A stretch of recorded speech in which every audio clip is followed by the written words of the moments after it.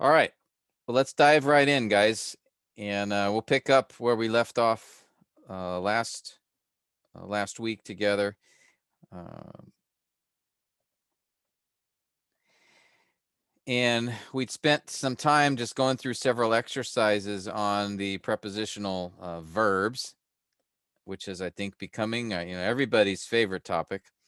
But we will just do one more exercise together on, as I mentioned before, with prepositions.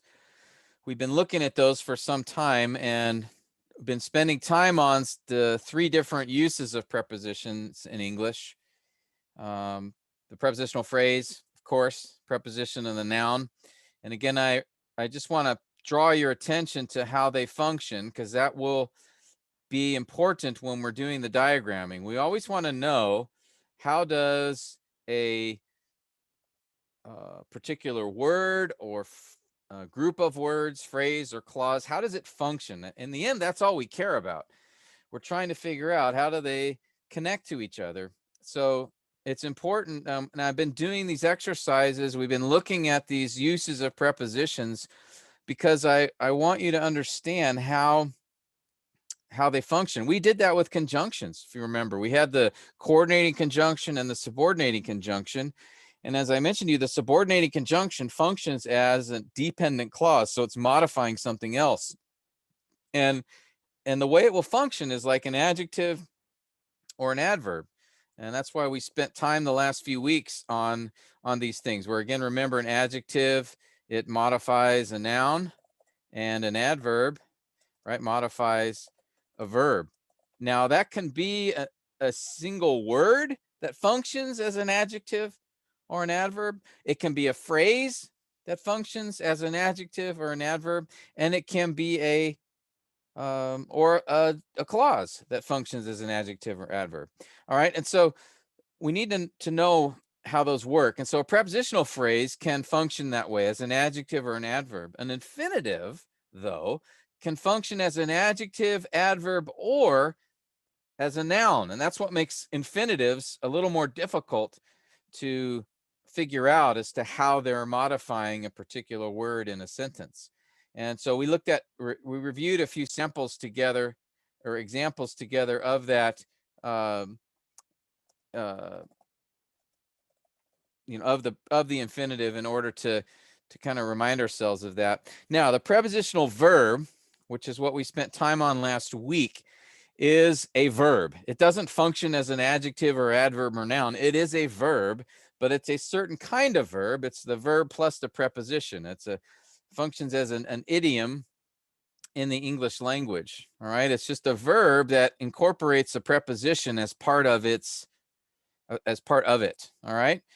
Now, and so we looked at several examples last week. If you weren't here, you can go back to the video and the handouts for the last couple of weeks to see that. Today, what I want to do is just basically look at a passage here, and sort of in summary fashion, just identify the way prepositions are used in this particular passage. Okay, and we'll see prepositional phrases or infinitives, or potentially prepositional verbs. So I want to use this as sort of a final review exercise of how we see prepositions being used in Scripture. Okay, so with that, we'll start with you, Tabs. I'm just going to have you identify, just look for the prepositions that you see here in this passage. You can read the passage, then identify the prepositions, and then we'll go back and ask, okay, how is each of these prepositions, how are they functioning here? All right. So go ahead and read the Okay, Pastor. passage, and then tell us what prepositions you see. Okay. Colossians chapter 4, verses 1 to 4. Masters, grant to your slaves justice and fairness, knowing that you too have a master in heaven. Devote yourselves to prayer, keeping alert in it with an attitude of thanksgiving, praying at the same time for us as well, that God will open up to us a door for the word, so that we may speak forth the mystery of Christ, for which I have also been in prison, that I may make it clear in the way I ought to speak. Okay, the prepositions that I see are to, grant to your slaves, Okay. the word to, in heaven, and then another to prayer in verse 2, devote yourselves to prayer, and then keeping alert in,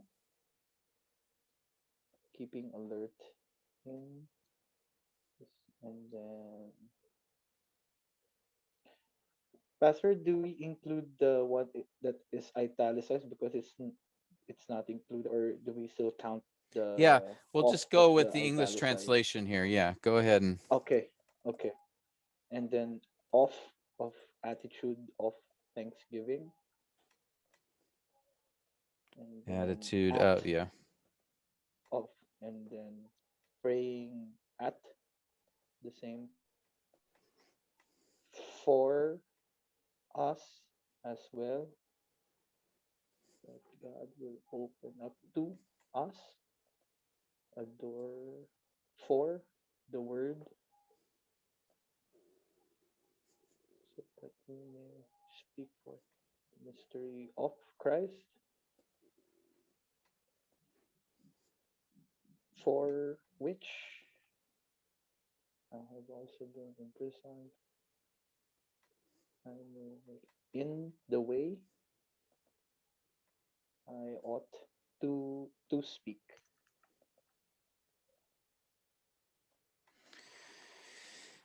Did I miss? Okay. Does anybody see any others? Did we get all the prepositions here?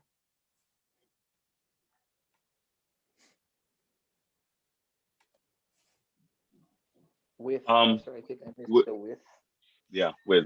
Yep. an attitude. Okay. Well, we'll just take this a verse at a time. And we'll start with you, Renee, on this one. So, Renee, looking at verse 1, we've got two prepositions there. Let's just figure out what kind of how are they functioning in the sentence here? Are they functioning as a prepositional phrase, as an infinitive, or a prepositional verb? Verse 1, to your slaves, it functions as a preposition.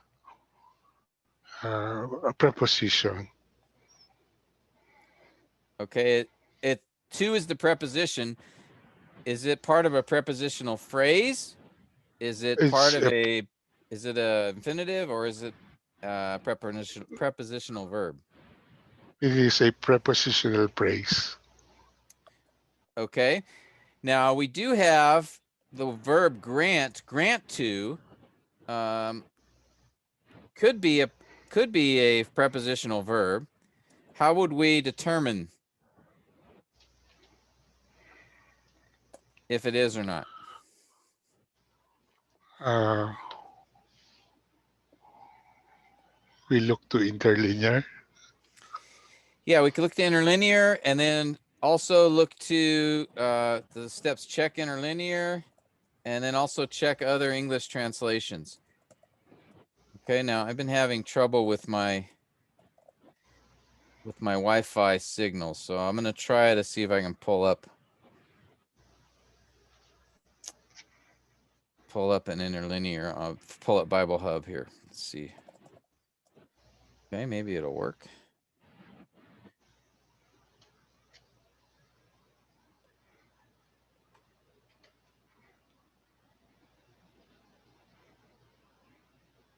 Okay, it looks like I'm able to. So let me.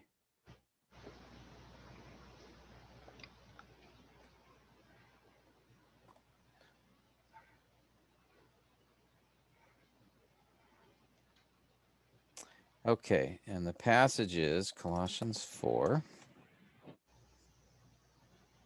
Interlinear.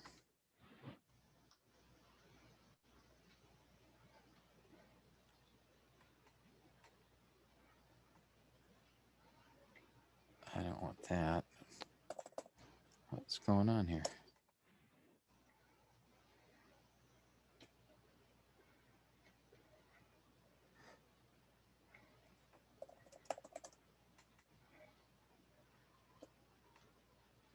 All right, sorry guys, I'm having a little there. All right, so let's check.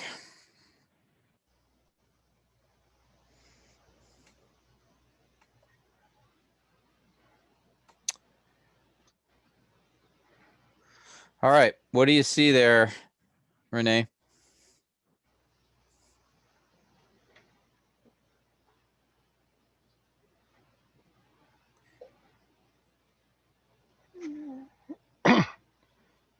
Uh,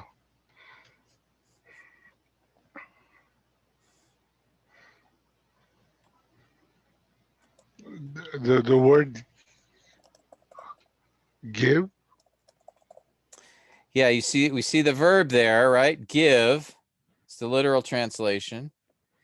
It doesn't say give to or grant. And then notice here, to the slaves. You see that? Yes, to the slaves. There's Pastor Robbie's term, doulos tabs. All right, keep that in mind. And here we don't see a preposition to, but notice the interlinear helps us a little bit because as I told you before, we talked about in Greek, there are different cases for nouns. There's a genitive case, an accusative case, a nominative case, and a dative. All right. And the notice here, it says to the slaves. That's because this is in what's called the dative case. So here the interlinear helped us out a little bit. There isn't a preposition here, but the idea behind the dative case of the word for the article, and slaves, it's in a case form that can indicate it's acting like a prepositional phrase. Okay. So, but let's say you're not sure. Okay. You look at the interlinear, you don't see a preposition. You think, oh, well, maybe this is a prepositional verb. This is where you can go to some of the other translations and see what they do. In this case, the interlinear helped us a little bit, and it told us it's to the slaves. That's the idea behind this dative case. Okay. And if we go to the other translations here, Colossians 4, and let's look at that. Okay, we have the New American Standard, grant to your slaves. The ESV has treat your bondservants. The NIV has provide your slaves what is fair and right. The New King James has give. And the Net Bible says treat. So that's interesting. We have some different options here from the other English translations, all right? But none of them include a preposition to your slaves. So that's kind of an interesting situation here. The Net Bible says treat, New King James says give, NIV has provide, and ESV says treat. Only the NAS has grant to your slaves. So that makes it seem like that the New American Standard is just using a prepositional verb there. When you have a circumstance where you've got translations that are, some of them have a prepositional verb, in this case, grant to, and all the other English translations have give, treat, provide. None of them show a prepositional verb. Then it looks like the New American Standard might be actually using a prepositional verb here in this case. So that is what I would conclude for this particular example. Grant to is the verb. And your slaves is the object of the verb grant to. Yeah. Mm. Tim, Yes. when even the NASB Greek in English interlinear um shows that it's really a prepositional phrase. There is no preposition right after grant. Oh, okay. Okay. The New American Standard The English. NASB. Yeah. Mm-mm. Masters. I don't know if mine's the same or not, actually, as yours.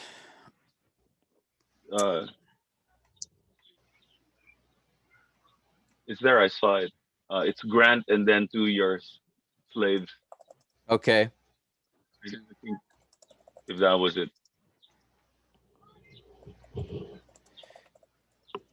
Yeah. So in this case, it seems like I would just have it identified as a prepositional verb. Now, it's not going to make a huge difference on your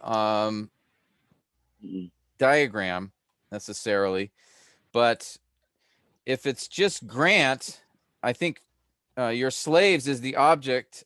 It seems to be the object, but notice, and here's where we're going to talk about this later. Actually, let's look at this whole sentence here. Masters, grant to your slaves justice and fairness. All right, let's talk about each of these words here. Okay, masters, that's direct address, right? That's the subject, or you is technically the subject, but it's masters, right? That's the same. Grant to your slaves justice and fairness. Now, what is the direct object in this sentence? Let's step back here. Let me let's do it this way. Maybe it'll make it a little easier.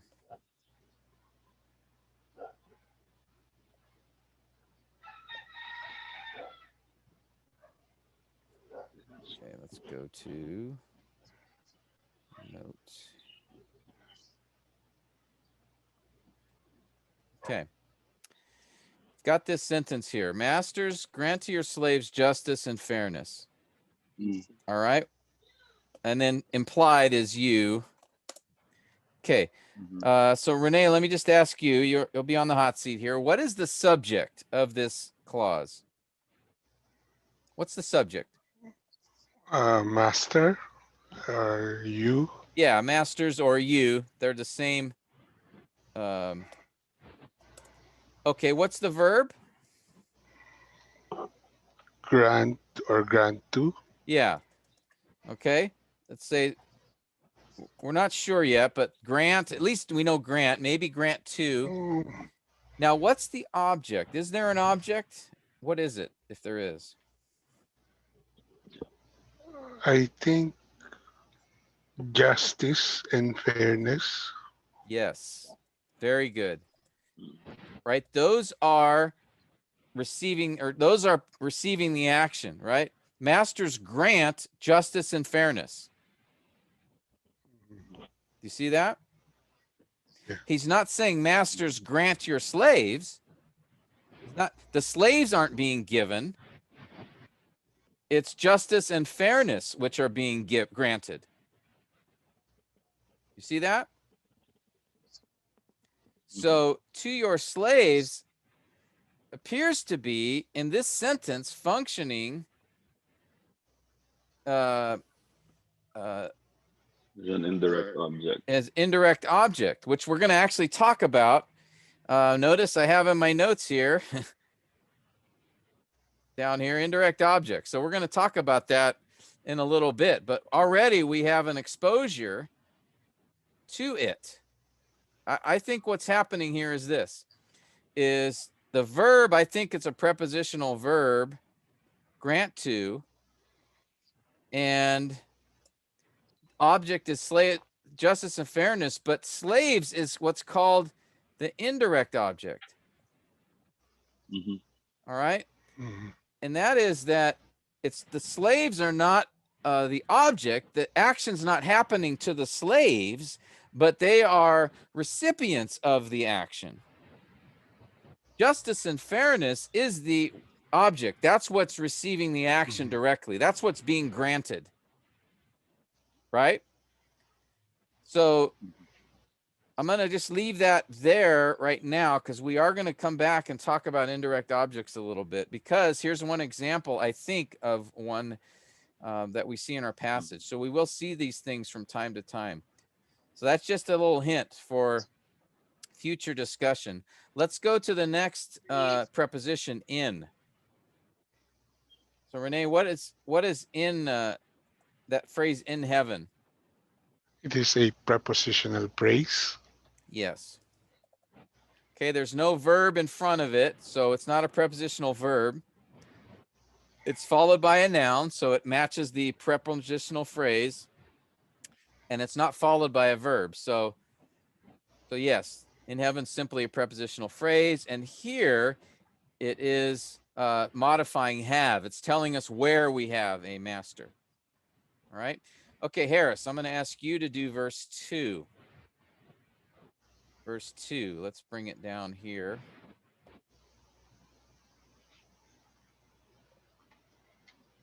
All right, just identify each of these prepositions, how they're functioning here.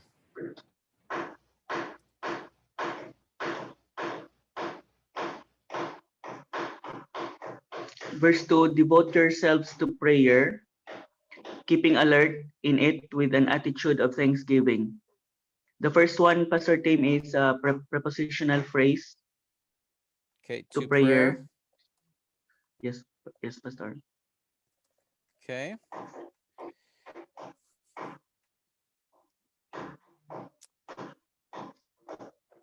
All right, so is devote to a possible prepositional verb? Could we have a prepositional verb here? Is it possible? Yes, Pastor. Okay, it is possible. And then the object is getting stuck between them. And so we'd have to go to the interlinear, which tells us the idea is continue steadfastly in prayer. But so we have to keep that as a possibility. How about in it? Still a prepositional phrase. Yes. Prepositional phrase. It's followed by a noun. Yes, Pastor. Okay, good. Pronoun.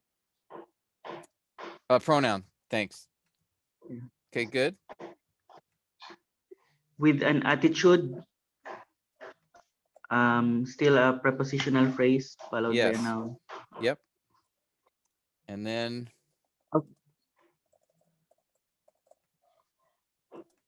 of thanksgiving is still a prepositional phrase. Yes.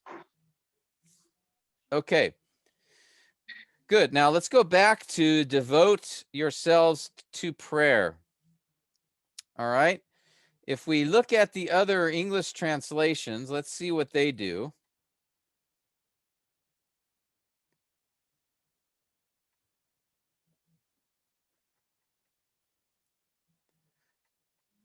All right. We have, of course, the New American Standard says devote yourselves to prayer. The ESV, continue steadfastly in prayer. So it has a preposition here as well. NIV, devote yourselves to prayer. New King James, continue earnestly in prayer. And then the Net Bible, be devoted to prayer. So all of them have a preposition, either to or in, connected to prayer. Okay, so that seems to support it as a prepositional phrase. The interlinear has, if we go to that and check our interlinear, okay, what does that tell us, Harris?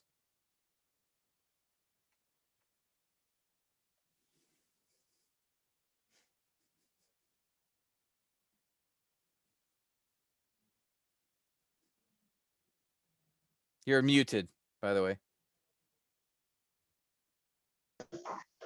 Sorry, Pastor. It tells us that uh, it is really a prepositional phrase. Yeah, notice again, we have this dative case. See that? And the interlinear puts the preposition with prayer. So in prayer, continue steadfastly. Mm. Okay, so it seems to be, I think, a prepositional phrase is supported, one, by all the translations, and two, the interlinear as well identifies, even though we don't see a Greek preposition, like I said, sometimes the dative case has a prepositional phrase that it functions as a prepositional phrase. Okay. And we haven't really spent a lot of time on that. So that's a little bit more advanced than what we have discussed. But again, I'm trying to open up the door a little bit for you to see sort of the possibilities or the different aspects of Greek that might be incorporated here. So it looked in this interlinear, and this is why I like Bible Hub. I think they do a good job with the interlinear in showing us, even though there's no prepositional word in Greek, like over here, go down to here, watching, notice there's that Greek preposition en. You see that? In it. So there we do see the preposition. The interlinear notes that for us, but in front of prayer, there is no preposition in Greek. However, the use of the dative case carries with it this idea of a prepositional phrase. And so the interlinear, the Bible Hub, notes that. Okay? I think they do a good job of helping us see things like that. All right? Sometimes, as we've seen before, they'll show us that the verb is a prepositional verb, and then sometimes they help us when it's a dative case, that just like they did before in verse 1, remember? To the slaves. Notice they put the preposition to within, because this is in the dative, it carried that idea of being a prepositional phrase, even though we don't see a Greek preposition. Are there any questions on that? Again, this is getting a little more technical, but just again, trying to expose you to some of these things as we go along. Okay, so to prayer seems to be the preposition, seems to be a prepositional phrase here, as Harris noted. All right, and so what we have here is the subject. And Harris, why don't you tell me, in this sentence, devote yourselves to prayer, can you tell me the subject and the verb and the object? The subject is you. Yep, it's implied, so I'll just put it there. Yeah, Okay. implied. The verb is devote. Yes. Is there an object? The object is to prayer. It's not to prayer. It is actually what is receiving or participating in the action. The direct object is yourselves. There you go. Yeah. Okay. To prayer. Okay, so that's the main subject, verb, and object. Okay, and then we did the rest. All the rest are also prepositional phrases in this verse. Okay, let's hit verse 3. And this is a bigger verse, so we're gonna give this one to Pastor Robbie, since this is a harder one. All right, just take on each preposition and let us know what you think as far as how they're functioning. Okay. At is at least initially, at is a prepositional phrase. For is a prepositional phrase. Okay. To. Okay. Possibly a prepositional phrase. Okay, for Yeah. is a prepositional phrase. Okay, for the word. Mm, for the word, yeah, there it is. Of Christ is a prepositional phrase. Mm.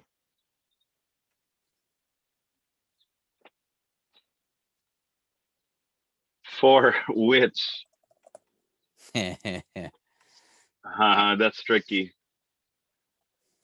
Um, looks like a conjunction. Not so sure. Yeah. Well, let's just put that for now. We'll put a question mark. Okay. Okay. Yeah. All right. Well, let's go back up then. Praying at the same time. Mm-hmm. Okay.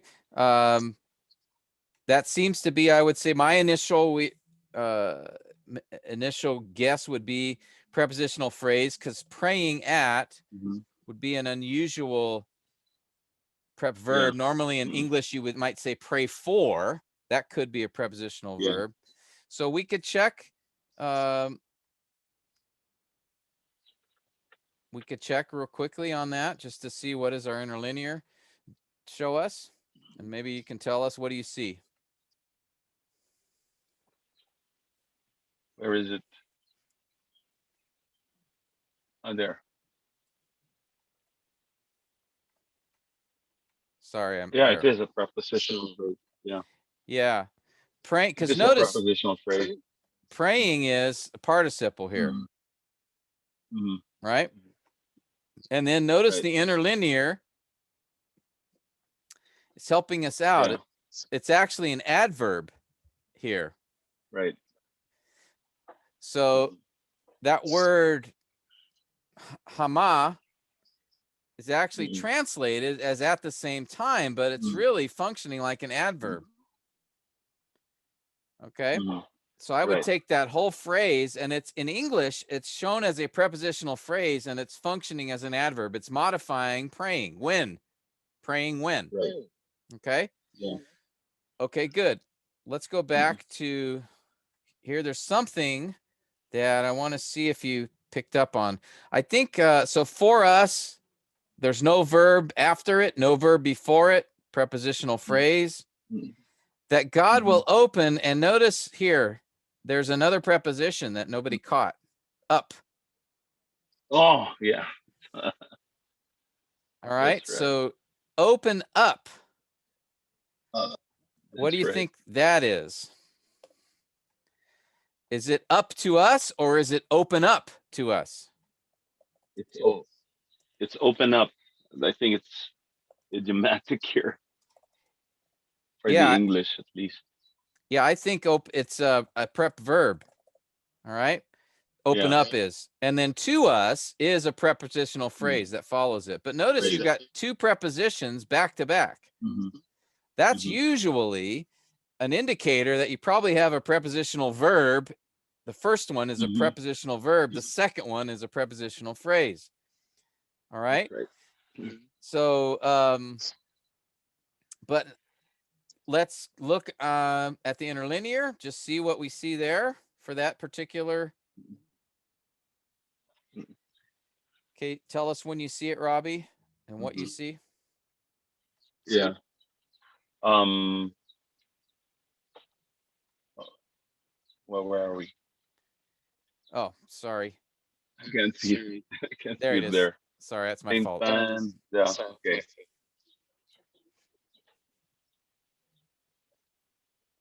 Yeah. It is a prepositional verb. Yeah, I think it is, because one, we see to us there. Okay. We don't see again, yeah. Yeah. We don't see an additional Greek preposition up here. We do see the preposition to, and notice again, we see there's a dative. So to us is a prepositional phrase. And then, but there's no,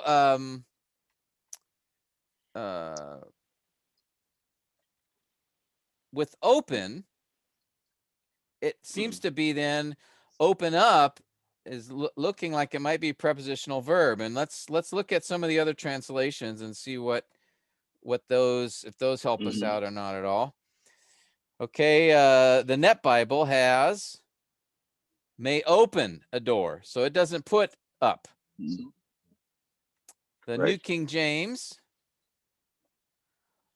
open, and then there's the to us. Now we know that's a prepositional phrase, but there's no up here. The NIV, open, no up. Yeah. And then the ESV, open, no up. Yeah.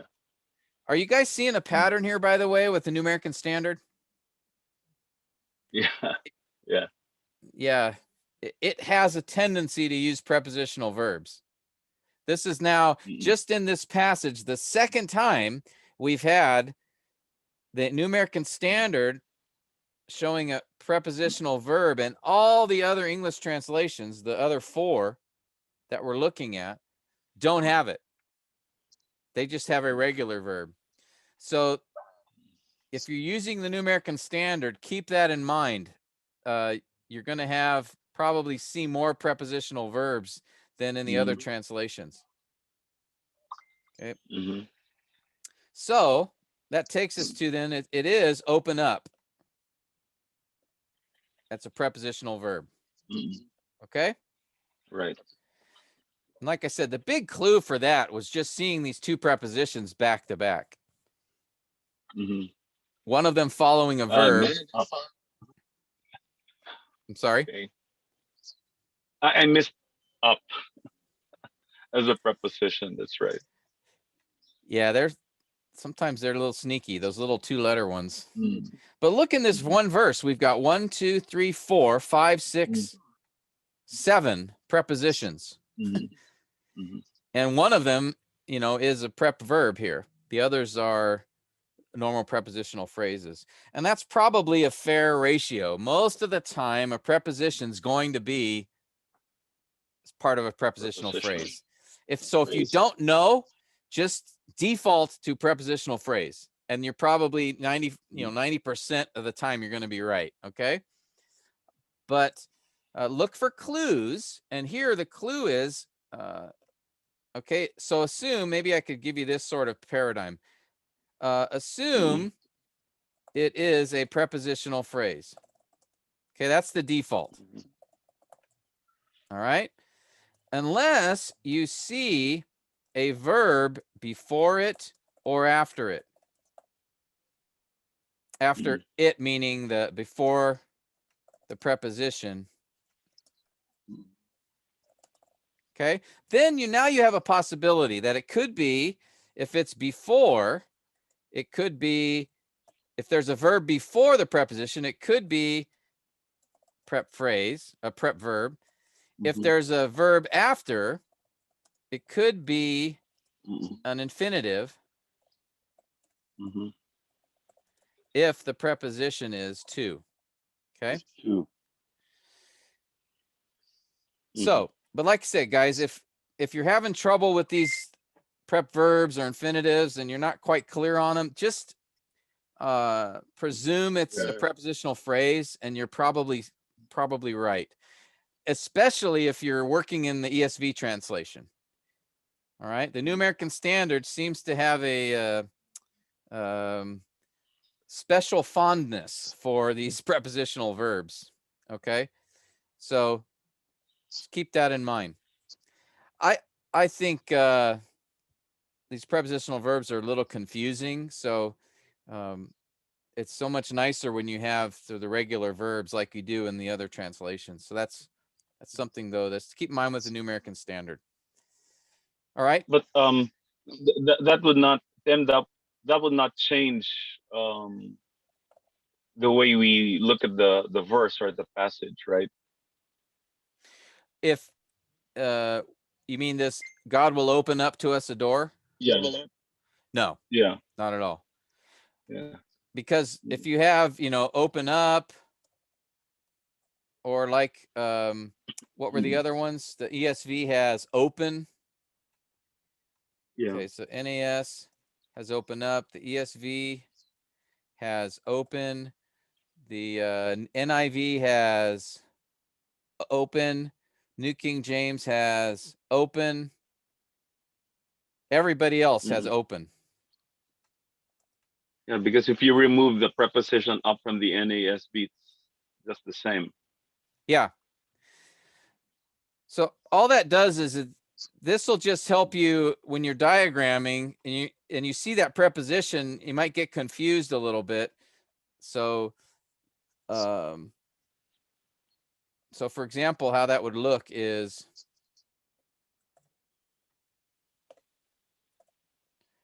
praying, okay, and when at the same time.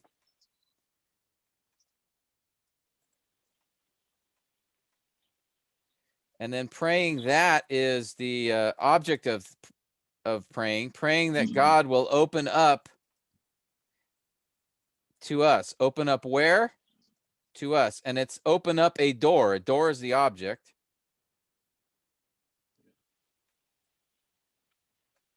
Actually, I should have had you tell us the subject, verb, object. So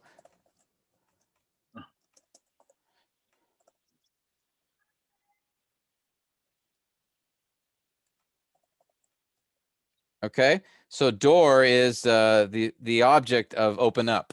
Now, if you had just had the ESV translation, it would just be open. Yeah. No Right. difference. But what this does is it helps you. If you know this is a prepositional verb, then you wouldn't do something like this. Right. Because then really there's no preposition up to. All right. So that just, you wouldn't see that in English. So that's all this does. It just helps you to know, be more precise with your diagram. All right. So it's not going to be a huge issue as far as understanding how it's working in the sentence. But it is, it is useful to know that they exist and be able to spot them. Okay. But like I said, if you guys, if any of you are sort of lost on this or having a hard time figuring out these prepositional verbs, if you assume that you have a prepositional phrase, you're going to be right most, nearly all the time. Okay. But I just want you to be aware. So if you see a verb before the preposition, it could be a prepositional verb. If you see a verb after the preposition, then you're looking at most likely an infinitive if you see the preposition to. Okay. All right. Any questions on verse 3 here? This was a little bit more challenging. Yes, Renee. Certain is speak forth a prepositional verb. Ah, good. Yeah, we have this is forth the preposition. Guess that's a first question we want to ask.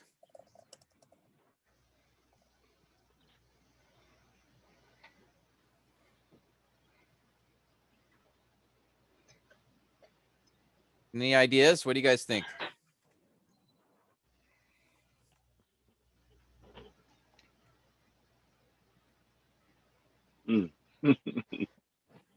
I honestly,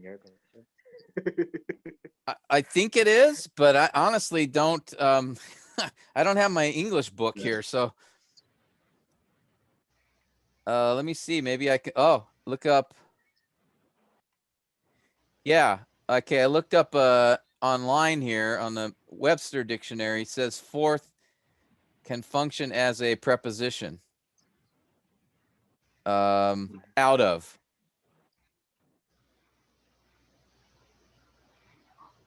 Okay, so it looks like, let me just confirm that. Yeah. Okay, so it is a preposition. Wow, Renee, A+, man. This guy, he's an English scholar right here. Yeah. All right, so but it's another idiomatic use of it in the NASB. Is it speak forth or forth the mystery? I think this one just by. So in other words, is the preposition acting as a prepositional verb, speak forth, or is it a prepositional phrase, forth the mystery? Robbie, it's your verse. So Renee just gave you some extra Oh, words. yeah. No, it's really more speak forth. Yeah. Yeah, I think it's a prep verb. It's another idiomatic use in the NASB. Yeah. Yeah, let's look at the other translations together here. Speak forth is actually an older way to say it. Normally we don't say that anymore in English. Yeah, All the ESV uses declare. Okay, let's look at it. So yeah, you got ESV is declare. NIV. The Net Bible uses proclaim. Yeah. Okay, Net Bible says proclaim. Yeah, proclaim. Proclaim. What's the footnote? So that we may speak. The NIV. Yeah, speak. Okay, NIV is what? Proclaim. Proclaim. And New King James. Speak. Speak. So again, the NAS is using a prep verb here. Okay, Robbie, what's the object? So if the verb is speak forth, what's the object of that verb?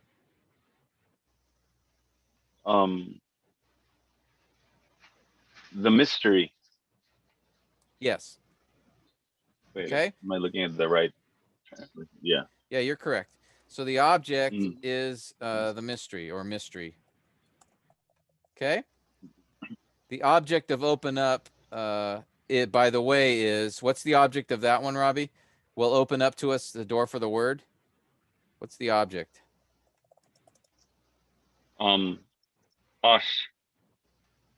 No, door. Door. Yeah. Again, just ask yourself, okay, is us receiving the action directly? No, that's not what's being opened. God's not opening us. He's opening a door to us. You guys see the difference? The direct object is the one directly participating or receiving the action. So that is to look at the verb and say, okay, door here is what is actually being acted upon. God is opening a door. Now here, door is obviously a metaphor. It's not a literal door. It's speaking metaphorically of an opportunity, right? But so that whole phrase really is an idiom, open up a door, because it's not a literal door being spoken of here. Okay, but again, we see two examples just in this one verse where the New American Standard chooses to use, in the case of open up and in the case of speak forth, chooses to use this prepositional verb, whereas all the other translations, the other four, do not. They use a regular verb. But good observation, Renee. Good catch. And I learned something. Forth is a preposition. So, but that's an older one. It's not used as much in English anymore that I'm aware of. But, it's go forth. But usually now you would just say go. You wouldn't say and speak forth. You just say speak. Yeah. Okay. Any comments or questions before we go on to the next verse?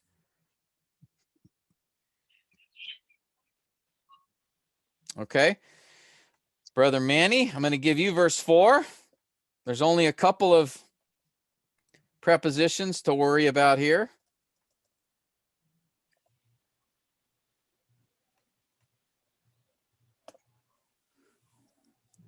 What do you see?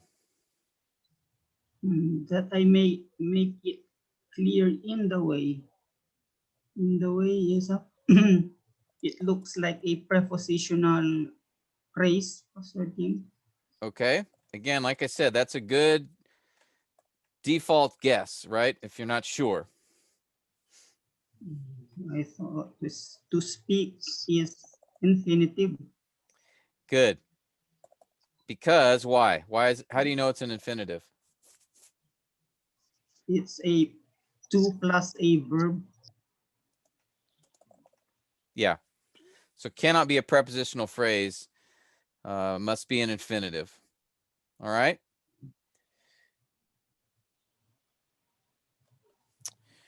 All right. That was pretty straightforward here. Are there any questions on this last verse?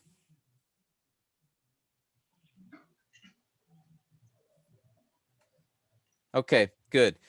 So again, make it easy on yourselves. Just presume a prepositional phrase, unless you see a verb before or after it. Then you can ask yourself, perhaps is it either a prep verb or is it, in this case, it's obviously an infinitive because a verb follows the word to. Okay. All right. Good. Now, as I've mentioned before to you guys, to my knowledge, Greek does not have prepositional verbs. Again, these are English idioms in which these Greek words are translated as. And as we've seen, some translations seem to have a preference, New American Standard being one of them. So consult the interlinear. And also I need to add to that, consult other English translations Other translations. to see if they also use a prepositional verb. All right. And again, I would recommend using ESV, New King James, NIV. Net Bible is helpful. The Holman can be one as well. Those would be ones to check.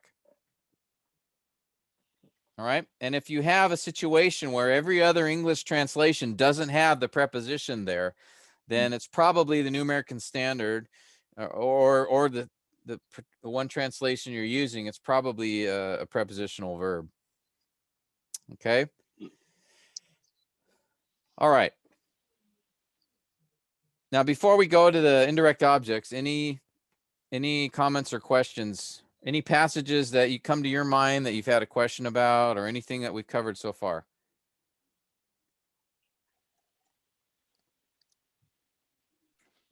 Pastor Tim, Yes. Yes. I noticed that the Colossians 4:4. Okay. What about it? So it's the main. So it follows the concept in verse 3 of prayer, in which the conjunction that allows the flow of the passage to be in the context of prayer. Okay. Okay. Yeah. So what's your thought or what's your question? So I'm just wondering why the other translations did not include it, or it's really not there, but the NIV just added it and put it there. Okay. Just to emphasize the point. What did the NIV add? Pray. Okay. Let me see here. So the NIV, just says pray that I may proclaim it clearly. Yes. But the other translations have that I may make it clear. That. Okay, let's see. What does the ESV do? That I may make it clear. The New King James. That I may make it manifest. The Net Bible. The Net Bible also has pray that. Okay, well, what would you suggest we do to sort of explore this and see what would be the more accurate translation? What would you suggest? Well, the interlinear, the original. Okay, translation. So that's a good place to go. That's a good place to go. All right, let's go to verse 4, right? Yes. Okay, notice. So what do you see there? So that. Yeah. So that, So that. I should make it clear as, and this day is actually the idea of must or necessary. And by the way, to speak, we do have confirmation that that is an infinitive. Okay. So what does this tell you? What do you think? So that I may make it clear would be the literal translation here. What do you think, Ents? It's still part of the statement of verse 3. Okay. And how is Or it connected to verse 3? the object of the result of praying. Yes, the result, not the object. You're correct. The result. Because look at so that. What is the so that?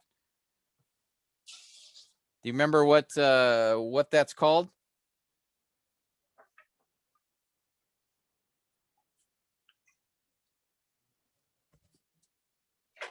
It's a connector word. Conjunction. Yeah. It's conjunction. Yes. It's subordinate in this case. All right. Subordinating conjunction.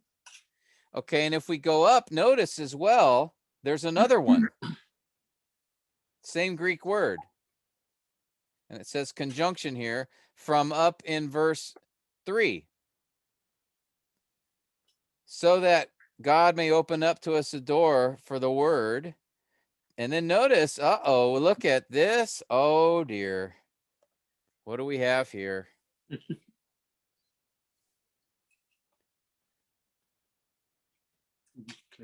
To declare. It's an infinitive that we didn't catch in when we looked at the verse before. You see that? In the translation has Speak. Has this. So that we may speak. But literally, it is to declare, an infinitive. The mystery of Christ. All right, and this so that from the interlinear tells us it's a conjunction, and this that is also a conjunction.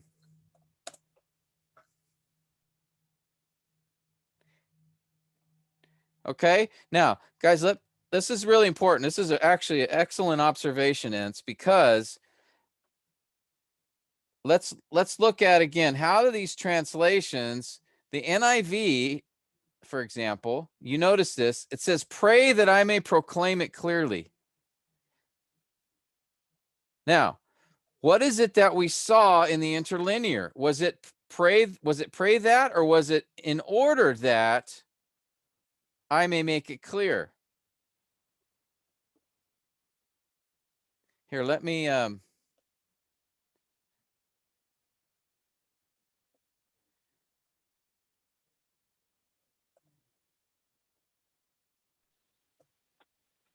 do this. I'll show you the different translations.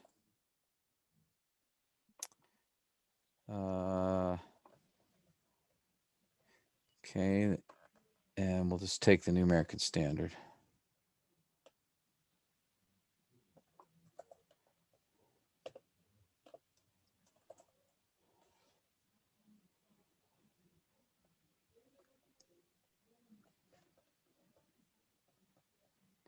Give me a second here, guys.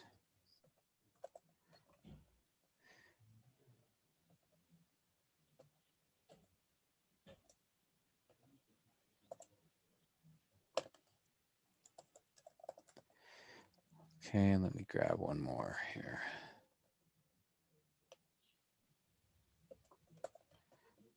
Okay. And this is the kind of thing you're going to want to do, you know, when you're doing your diagram, is you're going to want to go to sort of the interlinear and confirm a few things, and also go to some other translations and compare them with each other.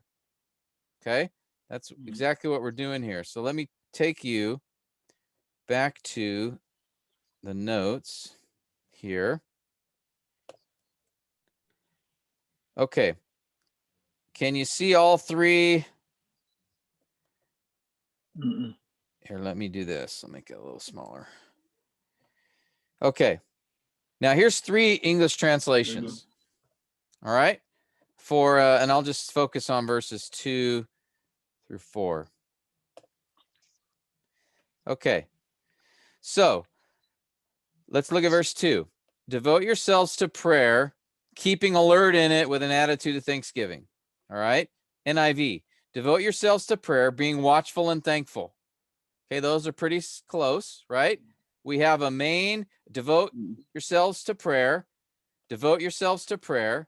Then we have this participle, keeping alert in it, with an attitude of thanksgiving, being watchful and thankful. Okay, and then ESV, continue steadfastly in prayer, being watchful in it with thanksgiving. All right, good. Now, NAS says praying at the same time for us as well. So that's a participle. So it's going to modify devote. All right. Now the NIV has and pray for us. All right. Not a participle. So it'd be a second main sentence, main clause.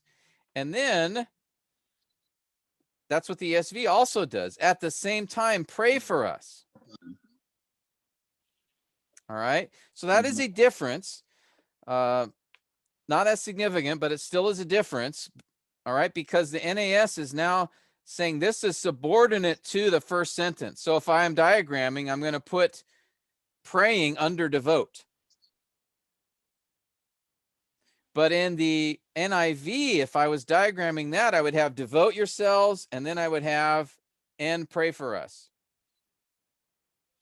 They'd be parallel.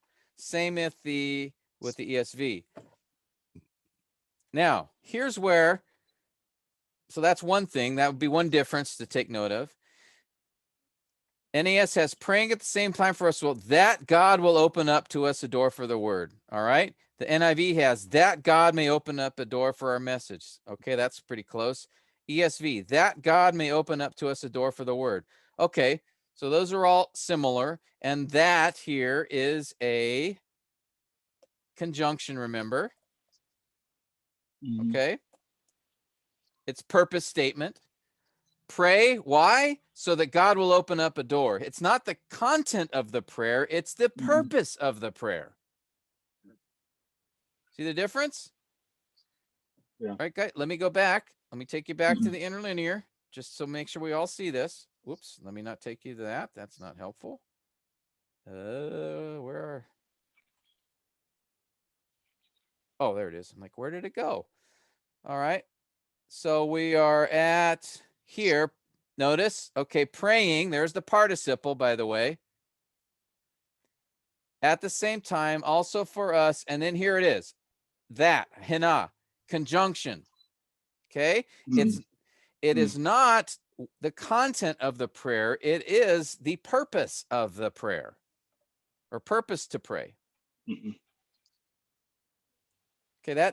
That's important distinction. Yeah. Okay.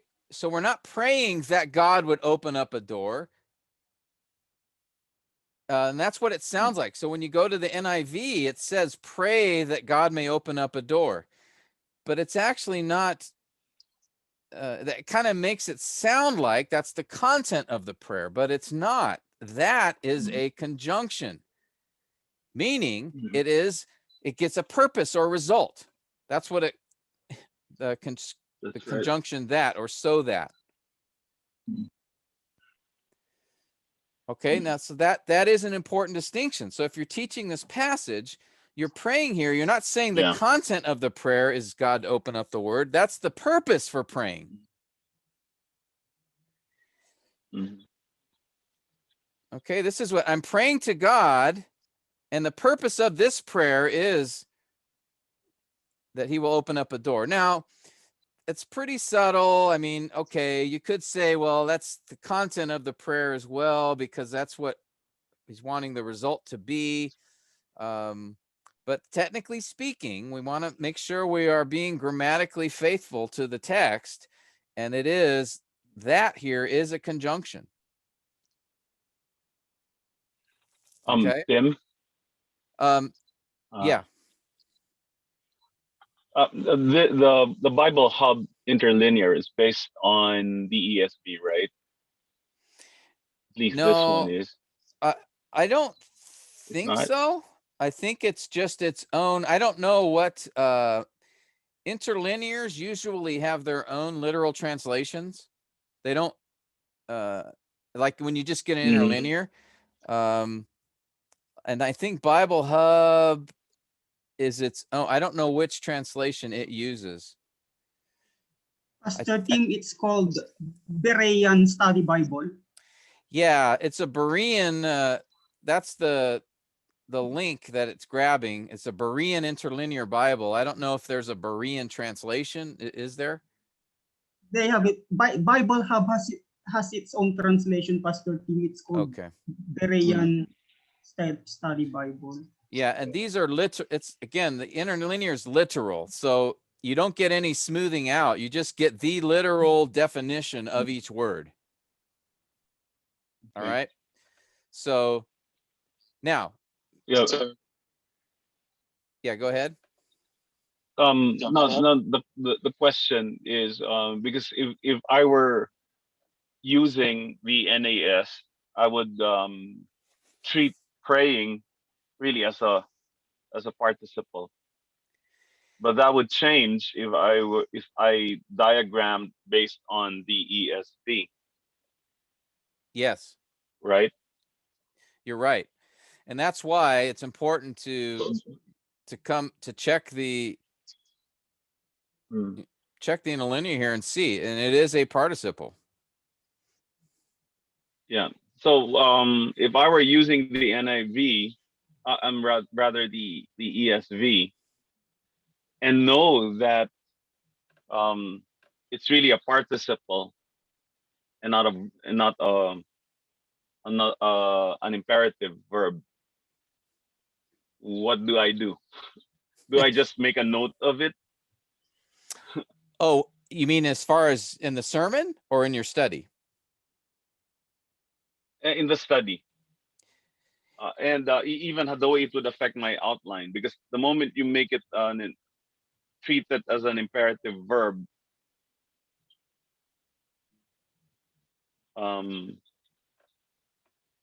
that affect my outline if I were using the ESV? Yeah, this is what I would do. Okay, go ahead and I always just diagram in the translation I have first. That's my starting point. Okay, so I would do continue steadfastly in prayer. Okay, being watchful in it. Being watchful, maybe either prayers with thanksgiving or being watchful with thanksgiving. I'm not sure. I'd have to, spend time thinking about that. And then I have this one. The ESV would have me do this. Whoops, here, let's do this. That's right. Okay. The ESV would have me do this. At the same time, that's when, pray also for us. Okay. And then if I recognize that here as a conjunction, I would have pray also for us. And then the purpose that God may open up or open to us, where he would open, and then again, the door.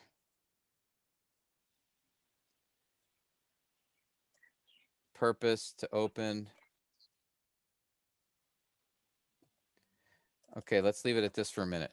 Now, so let's say, okay, this is my initial diagram. Then I go and look and I say, oh, look, the NAS has praying here. It doesn't have pray. And then I go, oh, well, let me check the interlinear. It says praying. So this is what I would do.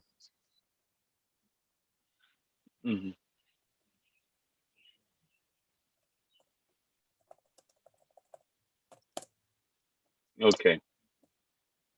Mm-mm.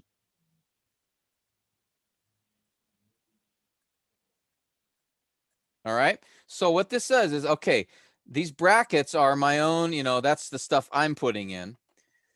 I still have the ESV translation. And what I did was I modified the ESV diagram to take note of the fact that that is a participle, not, so, you know, or some people might just, you know, do this. They might take pray and they might cross it out.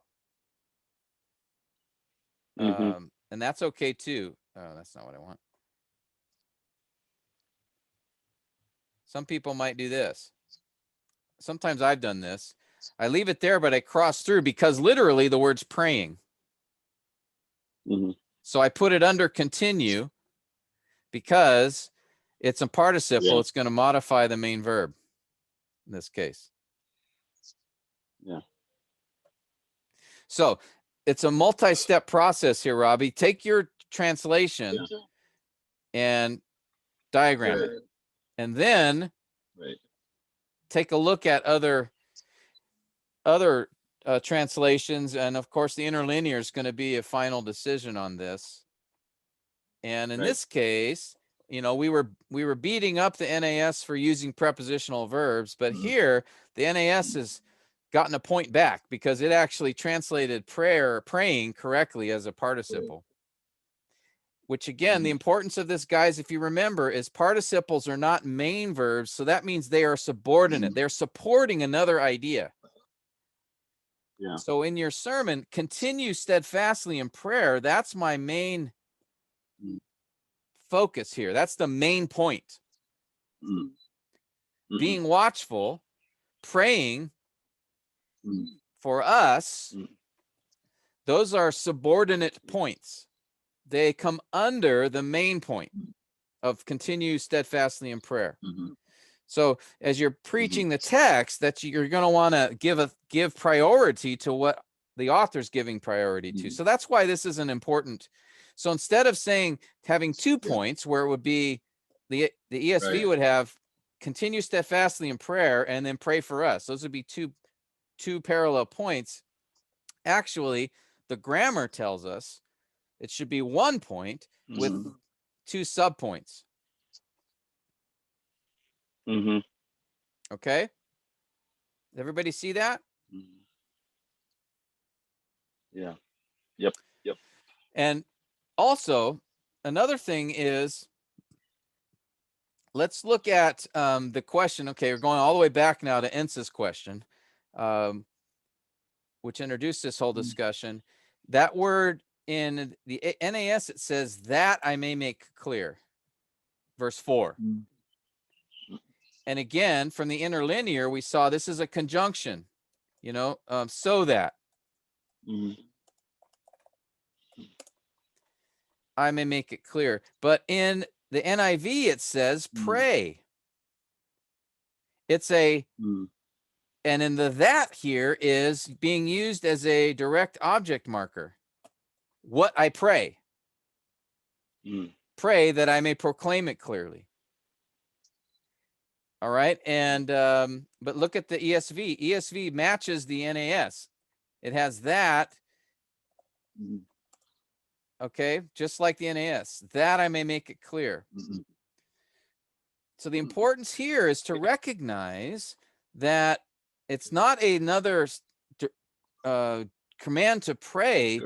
It is a result or purpose of praying. Praying at the same time for us. Why should I pray for Paul? 1, so that God will open up a door. 2, so that we may speak forth the mystery of Christ.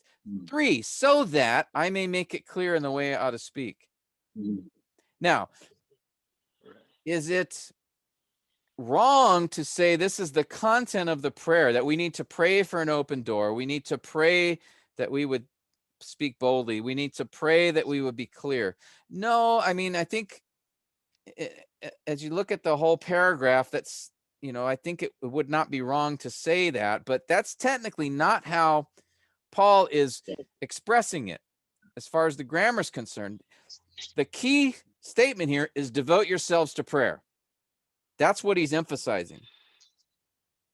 And then keeping alert in it, keeping alert with an attitude of thanksgiving. Those are describing how the manner in which we should pray. And then he has praying at the same time for us.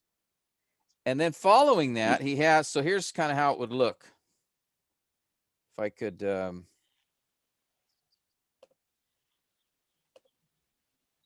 I'll use the ESV here since it's, and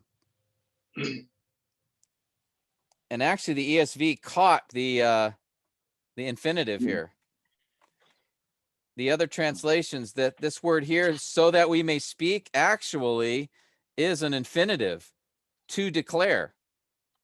We saw that in the interlinear.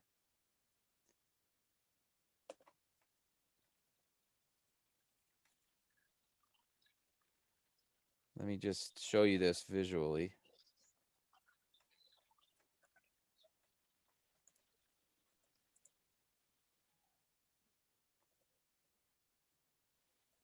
Not sure what to do with that. So notice we have the main, there's a main command here. So if this would be the main command, the main sentence is continue steadfastly or devote yourselves to prayer. Then we have the manner, how to do that, being alert. And then also notice praying is also sort of the manner. It's subordinate to the main command, continue steadfastly. And then the result of the praying for us is threefold. Okay? One, that God may open up a door. Two, and even though this is an infinitive, it's still a purpose. Infinitives, remember, can function like adverbs. And here I think it is doing that. It's another purpose statement. This one, that was a conjunction. Okay, and then the third one here is that. Oops.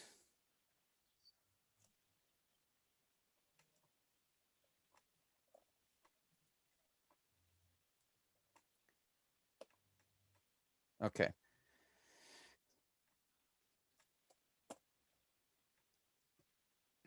All right, so we have purpose statement. We have to declare. That's also a purpose.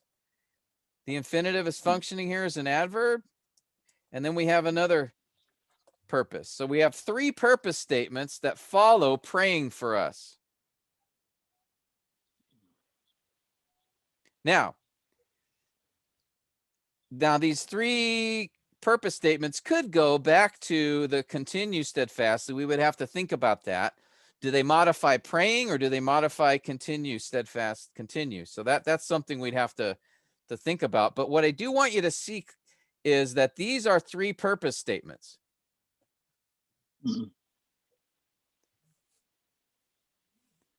That follow.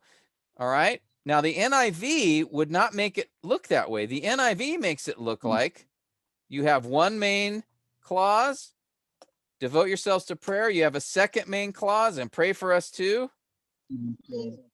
And then a third one, pray that I may proclaim. See that? Yeah. This is what the NIV would look more like. Yep. Something like that. I'm just doing a quick and dirty one here. Now, so you see that this is the difference, right? In the NIV, we would have three main points because that would reflect the three commands: devote, pray, pray. But the ESV and the NAS would have one command. Well, technically the ESV had two, but we realized that pray was literally praying. So actually it's one main command, and then it's two participles which modify that command, and then there's three results or three purposes, three purpose statements.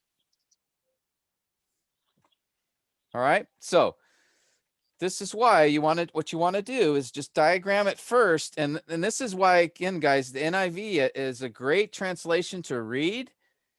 It's not a good one to study from, because it really does not match the author's intent as far as what he's giving the most attention to here. Okay.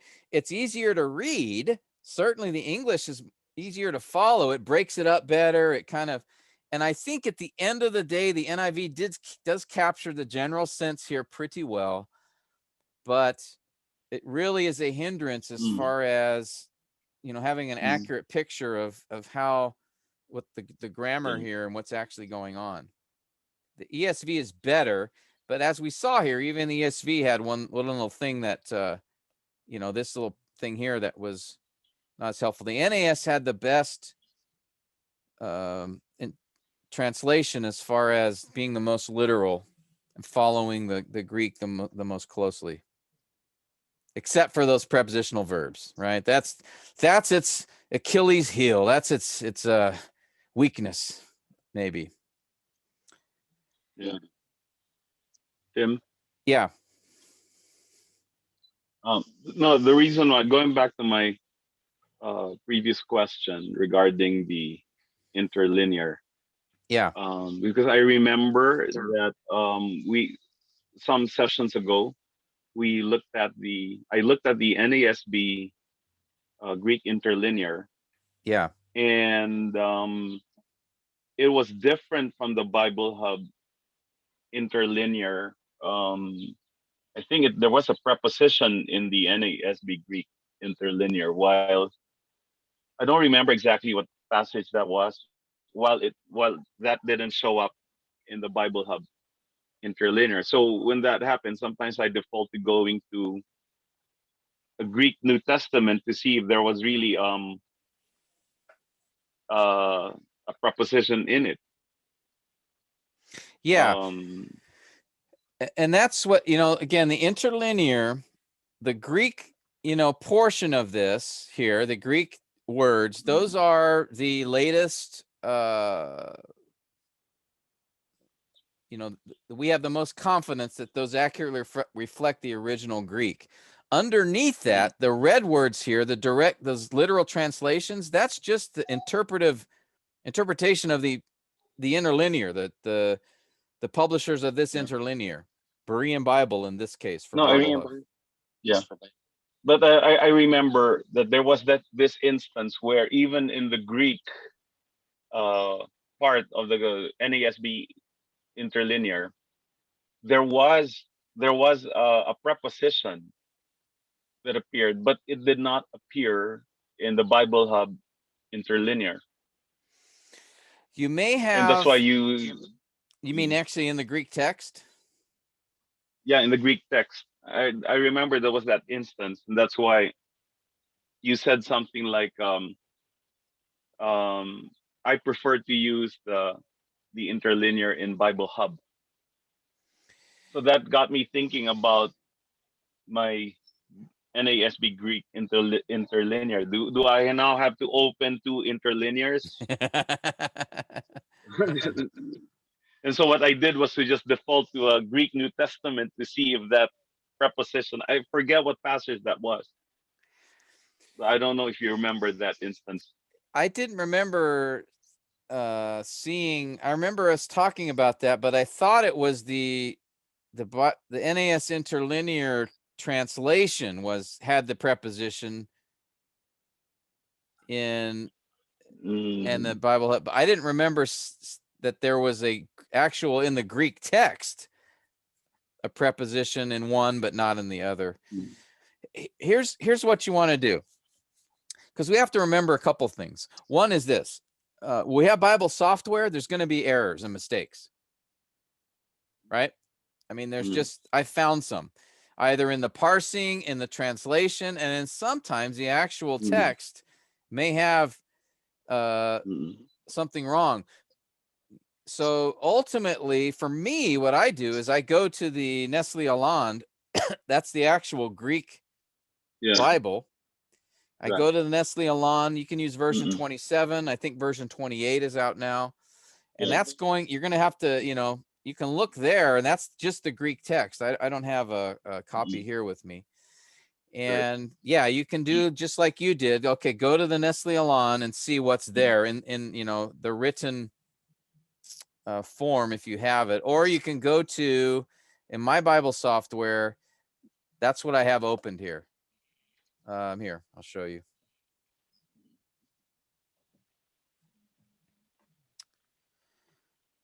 Okay, so you should be able to see here. All right, see this Greek text here on the right? That's the Nestle Aland 27th edition. Okay. What this is the culmination collection of all the Greek manuscripts, particularly of the Alexandrian text type. Again, remember the New King James and King James uses what's called the Byzantine text type. That was the Textus Receptus that Erasmus put together back in the early 1500s. He collected all of the Greek manuscripts he could find and sought to compile the most accurate Greek text of his day. Since then, the last 400 years, many other manuscripts have surfaced that have shown that another particular text type, the Alexandrian, appears to be more accurate than the Byzantine. And so what you see here is essentially that Alexandrian-based text. Now, there's some differences. Nestle Aland, that's the last name of these two Greek scholars. They're the ones that compiled this. And if you have the actual hardbound, you'll see all these notes at the bottom of each page. All this technical detail about various manuscripts. But this is the most accurate Greek, a collection of the Greek manuscripts, the copies we have put together to form this passage, this Greek text. All right. Now, interlinears are supposed to, most of them take this Nestle Aland, as far as I know, and then they will just then break down each word and give a literal translation. But you have to remember, with software here, it's easy for there to be mistakes. And so really having the hard copy is probably the most reliable thing to have here to compare. So, but Bible Hub, what I've found, I like Bible Hub for a couple reasons. One, I think it is the most accurate as far as reflecting the Greek text. And I like the literal translations that it gives. I think it's the most helpful.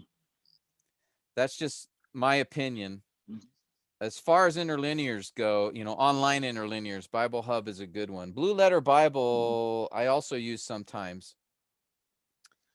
But yeah, so I think, Robbie, you did the right thing when you were just, okay, let me look at an actual Greek text and see, is this preposition there or not? Because what you probably had is either the Bible software you were using or Bible Hub had a, if there was a discrepancy, then that means there was one of them made a mistake.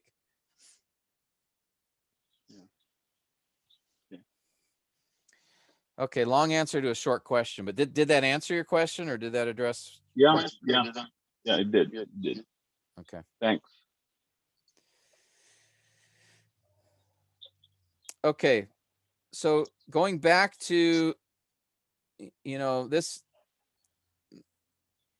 these difference in translations, you guys, hopefully you were able to follow that. Do you have any other questions? Ents, did that help a little bit in what you were asking?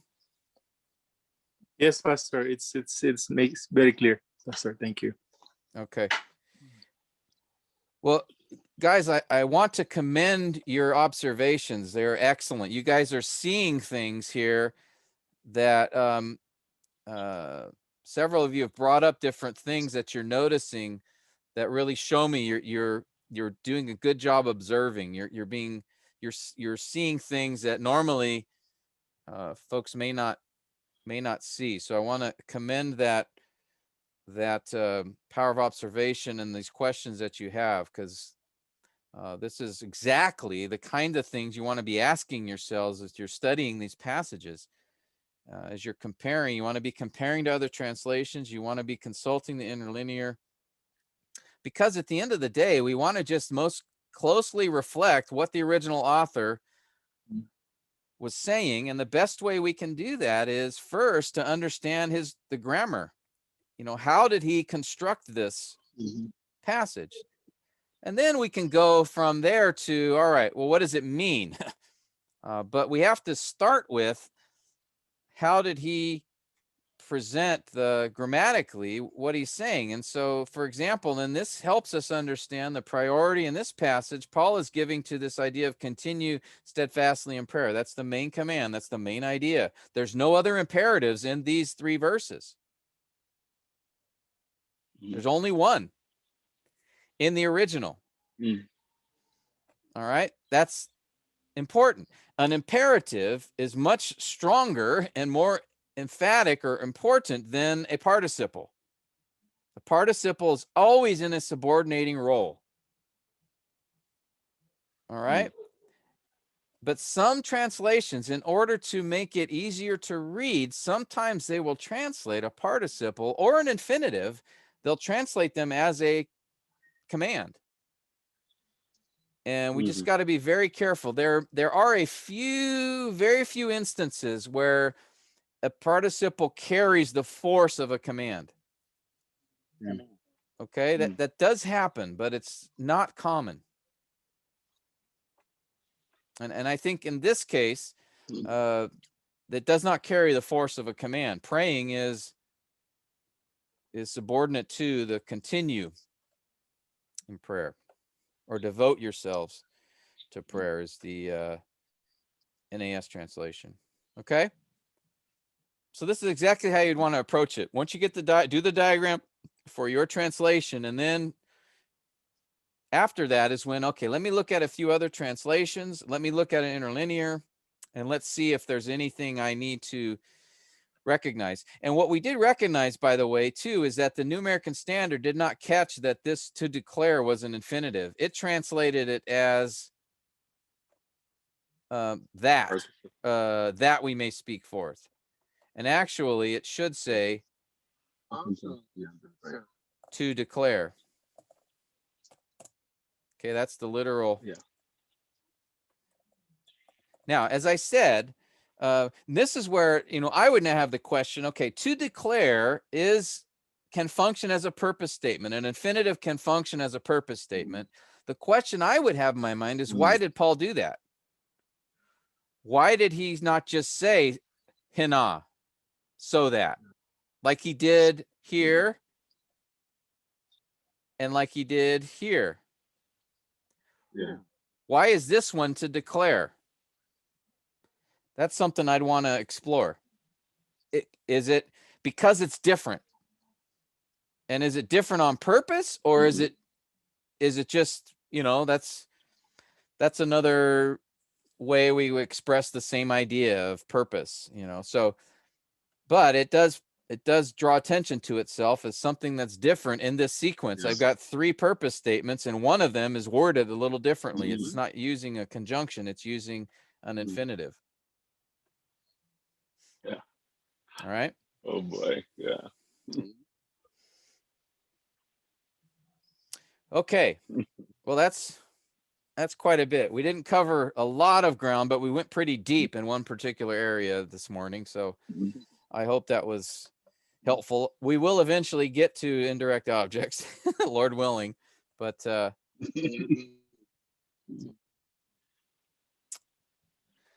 right. Any last Nice questions or thoughts? Nice, Pastor Tim. Thank you, Paul. Thank you. Okay, good. Yeah. As I've said, interlinear is treat it like a loaded gun. It's because we aren't all Greek experts, we do have to caution ourselves a little bit with things. Like I mentioned to you, the dative case. the dative case can reflect a prepositional phrase, but if you go on the interlinear, you won't see a preposition, but you'll see this dative case. And so, you know, that's something that there's a lot of things like that you just want to be careful, you know, until you really study Greek in more detail. Just be careful. But so just keep that in mind. That's a caution. You know, use the interlinear. It's going to show you a lot and be very helpful. But just that's why we're going to always, you know, try to, when we consult resources, commentaries, things like that, you know, that can be helpful to us and keep us in check so we don't presume too much as far as that. So interlinear is a way to give us more insight, but it's still, we're still limited in some ways because we don't know the language fully, but it's a step in that direction. So I, you know, want to encourage you to use it. Hopefully you've seen, again, example this morning in our use of it. It helped us see some things that we would not have seen from our English translations.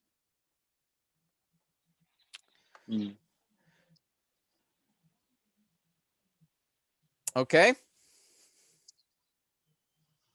Yep. All right. Let's call it a day. Mind-boggling. Yeah, really. So much to learn, right? It's so much. But it's good. Thank you guys for taking time this morning to participate, and appreciate the questions and the observations and insights you guys had. It's very, very helpful. So helpful. Okay. Well, let me ask Renee to close our time in prayer then.